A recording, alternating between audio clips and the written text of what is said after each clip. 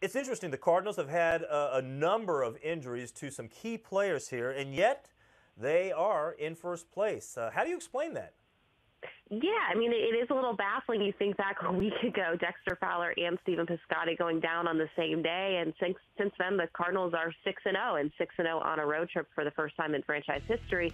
I think two things stood out to me on this road trip, guys. I mean, the starting pitching has been good all year, but what really came alive, number one, was the offense, scoring 43 runs in 6 games there. You look up and down this lineup, guys starting to get hot, whether it was Colton Wong, who put together a 13-game hitting streak at one point, Matt Carpenter, who is really producing like a 3-hole hitter again, and then some surprises all of a sudden with the Tommy Pham and Magneuris Sierra coming up and really providing a spark. So the offense is there, and then something as simple as they're just playing fundamentally sound baseball. And it sounds very mundane, but for anybody who's watched this team since the start of last year, the base running blunders, the defensive issues, they've all kind of complicated things.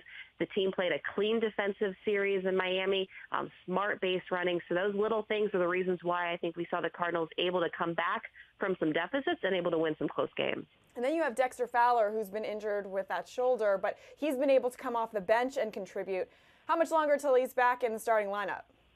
I'd expect to see him back in there tonight. It's been now a week or 8 days actually since he injured his shoulder and his lat trying to make a diving attempt. And an interesting move by the Cardinals not to put him on the DL, but as you mentioned, he's come up big a couple times in pitch hit opportunities, including the last 2 games in Miami with RBI hits there. But I think we're going to see him back in the starting lineup tonight. The Cardinals, of course, might be a little flexible with his playing time over the next few days if he's still feeling soreness.